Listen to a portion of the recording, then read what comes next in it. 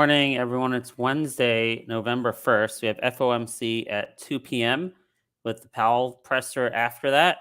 So keep that in mind. Markets can be very volatile this afternoon. Wait for that presser.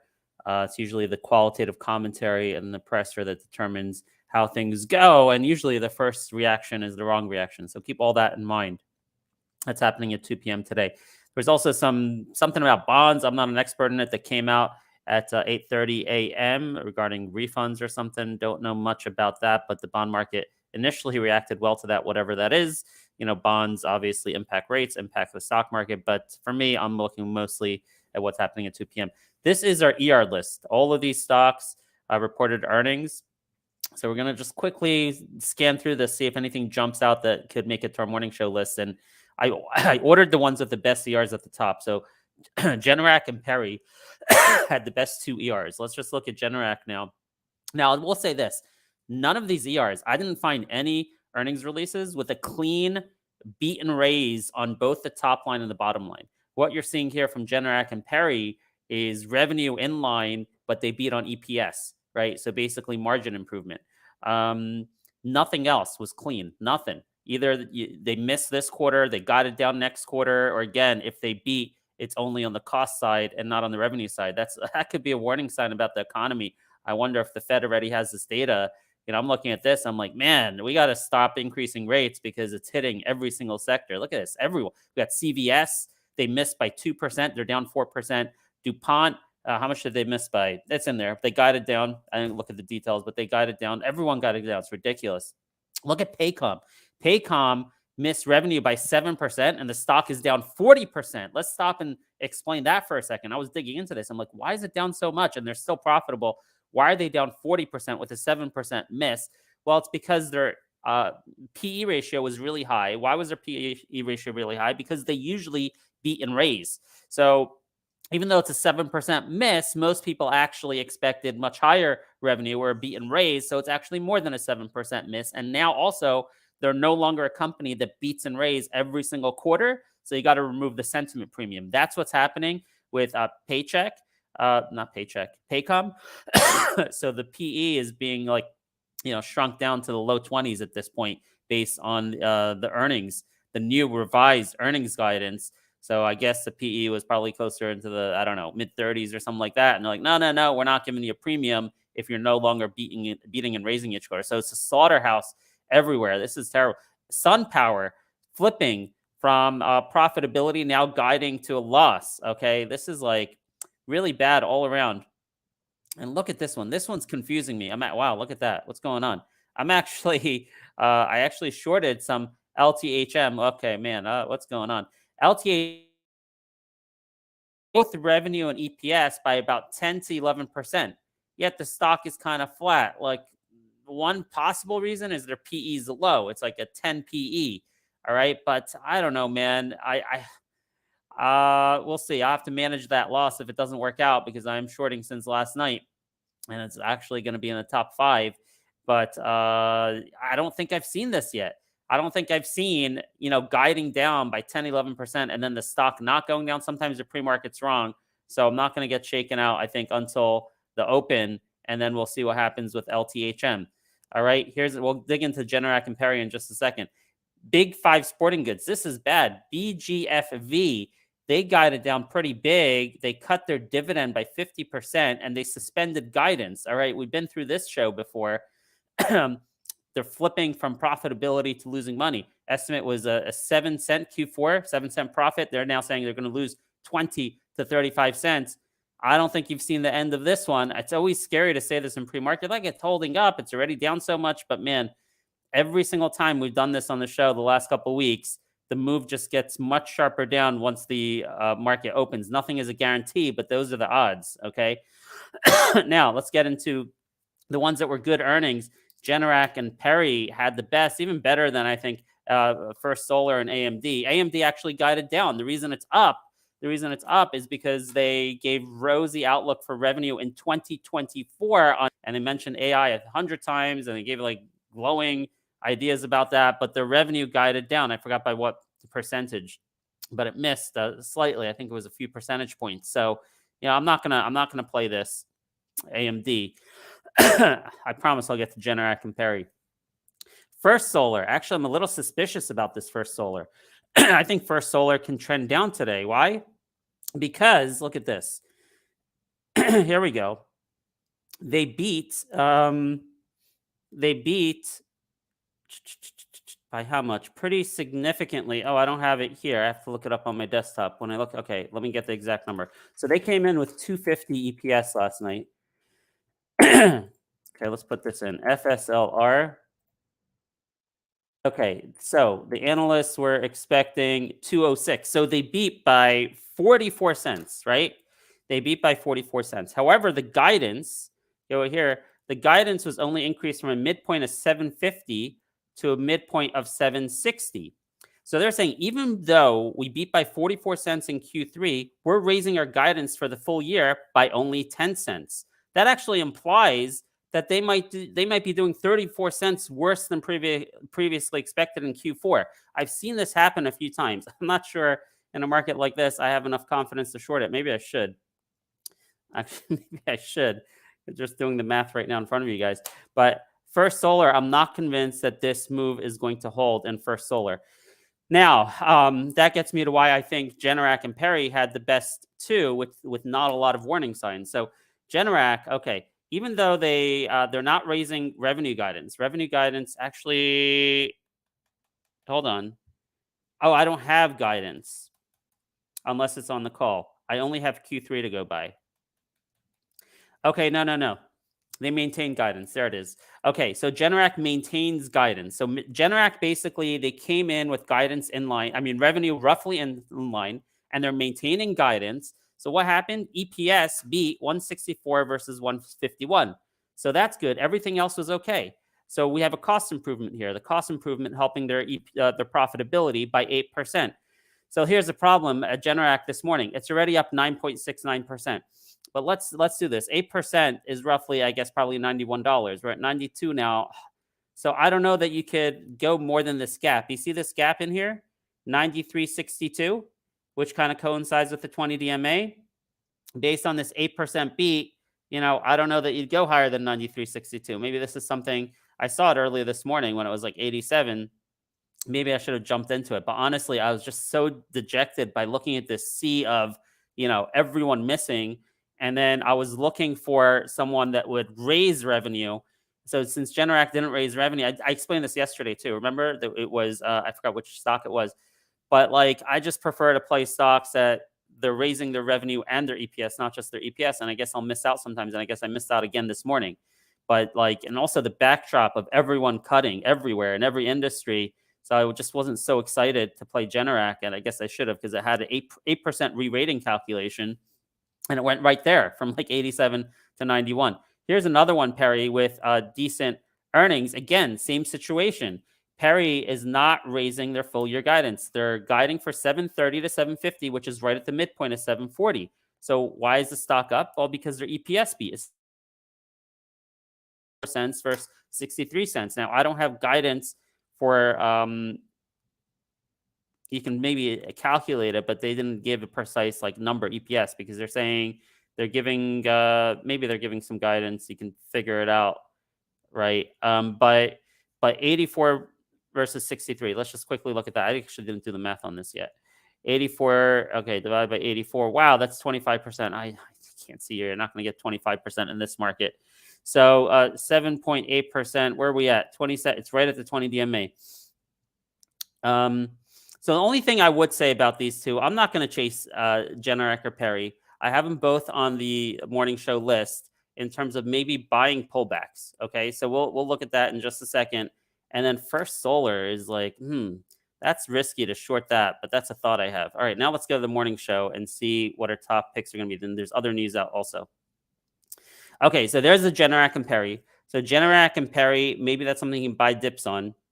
Livent, I'm shorting, but man, could I be wrong? I guess I could be wrong on Livent because their PE is so low that maybe the market doesn't care about the 10%, but I'm going to give the chance for the market to open. I'm also going to short BGFV on cutting guidance and dividend. All right, let's see, technicals. I don't know if technicals matter here. You just got to kind of find a reversal in the day or Uh, yeah, yeah, I'm just going to look at the price action and kind of look to see where it gets exhausted to the downside, and that's when I'm going to close BGFV. If it works out, hope it works out. Looking for a flush at the open on both BGFV and Lithium, but I am starting to doubt myself on Livent. I call it Lithium, Livent. All right. Some other news. TGB. All right. I took a small position in TGB at $1.11. They had some news last night. Now, if you remember TGB, we played this with you on this day here on September 14th when they got approval for their mine, the new copper mine, and the thing gapped up from, let's see, closed at 130, hit a high of 160 the next day, and it's been down ever since. Well, they had an update on that news. I didn't even know they were still waiting for a permit to be effective, but now it is. This is Tesco Mines announces that the UIC permit for the Florence copper mine is now effective. Specifically, they're saying there were no objections to it. So maybe there was something in there where people were worried that, hey, it's not fully finished yet. And now it is. So I took a little bit of a chance on this. I entered at $1.11 last night when I saw this in after hours. A little bit of news there. And then we have PSQH with a little bit of news. Just going to watch it. I'm not going to jump on this because the news was known. Okay, they've been talking about this launch for a long time, November 1st, and it didn't go up prior to November 1st, but it's a very interesting product release, totally changing their business model. Before it was like a directory, like a Yelp. You go into this app and you find like links of people who sell, products that are like made in the USA and like I don't know, like pro like nationalistic companies, things like that. So, but anyway, their business model has now changed as of today. Now, instead of being links to these stores, you can actually fill up your shopping cart and buy the products right within the Public Square app, and Public Square gets a transaction fee. This is pretty significant, very important. I mean, $163 million market cap. This is, I think, important, but they've been talking about this for a while, so it's not new news, okay? I'm not going to jump on it, but it's on my radar. Maybe if I see a technical breakout or something like that, it's something I might go into. And then a continuation of these gun stocks. I have a lot of gun stocks in my IRA, man. I've been buying them. I've been buying RGR. I've been buying SWBI. I've been buying POWW. I own all of these. I just think this theme is going to keep on going. Let's look at this. Look at the monthly chart on POWW. Do you see what I see? Very low RSI. MACD about to flip. This thing is just getting started. Look what it did back here in 2020. All right. And now I don't know what the catalyst then was. Was it just free money or was there something else going on? COVID-19. This is 12. When was COVID-19? That actually happened here. So it's not a COVID play because it didn't really move up. I mean, it had a little bit of a move here with all the free money. I don't know what this was about. Maybe it was the riots. Was this when we had all the BLM and Antifa riots? Maybe that's what this was about. Probably, now that I think about it. But look at this. I like this for a swing/long-term position with the tailwinds we have with guns right now and the fear of terrorism in the States. So I think POWW is something you can get $4, $5, $6. $4, $5, $6. That's why I tucked it away in my IRA. I'm not worried about trading it day to day. That's POWW. RGR reports earnings tonight, guys. Tonight, RGR reports earnings, and we'll see what they say, if they say anything in the press release, but it may be more likely to happen on the conference call tomorrow rather than the press release. Remember, the quarter they're reporting, there could be a little bit of disappointment tonight in these gun stocks because RGR comes out and they just report on the quarter that just happened, and they don't give guidance because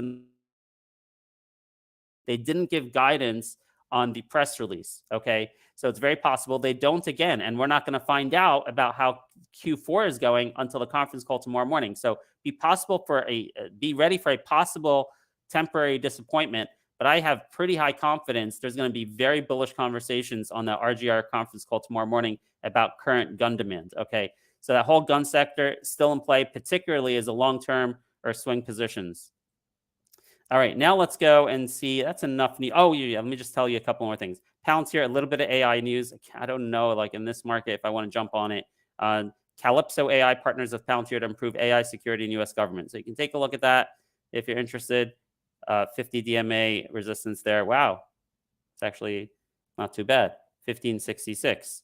Okay, maybe I should pay some heed to Palantir. Maybe I'll move that up a little bit. Okay. So that I'll stop there. Let me just say I have a little lottery ticket. I bought a little bit of a lottery ticket in AREB, little micro cap company. They sell gun safes. Okay. So I've been watching this for a long time. We did play this once very successfully with you guys here in the community on This Morning. We got it at like $1. We told you about it at $1. It went to $2.17. We exited that day when they talked about some higher demand for their products.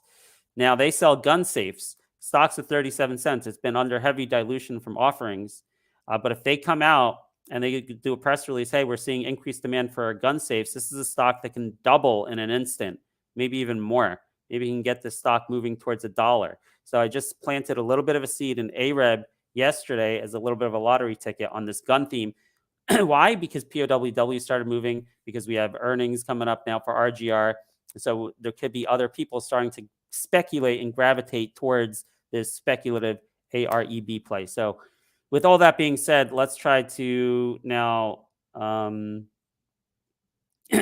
order these. Wow. Interesting. Look at this price action in LTHM. Wow. Okay. So look, I can't go over my calculation on Generac. I know it's doing great.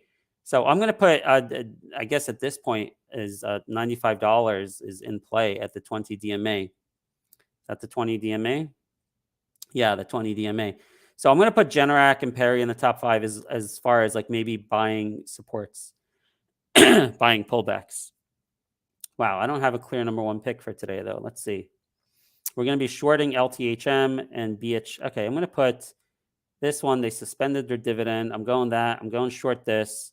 TGB should be in the top 5, not PSQH. Okay, maybe Palantir. We'll see if we can sneak into the top 5. Can we? Let's see. All right, let's see what this looks like. All right. You know what? I need to put... I like what I'm seeing in BGFV right now. This is looking good. But I got to make a change. I got to make more room. 1, 2, 3, 4, 5. Sorry, excuse my hoarse throat here. 1, 2, 3, 4, 5. Do we want to get Palantir in the top 5? Okay, I'm going to move PERI out. We'll have one earnings play to buy on pullbacks, and we'll put Palantir there in the number 5 position.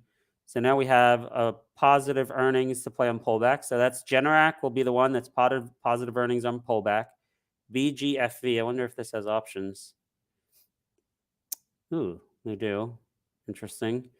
Oh, by the way, I forgot to mention that WeWork is going bankrupt. I tried to short this last night, but there were no shares available to short.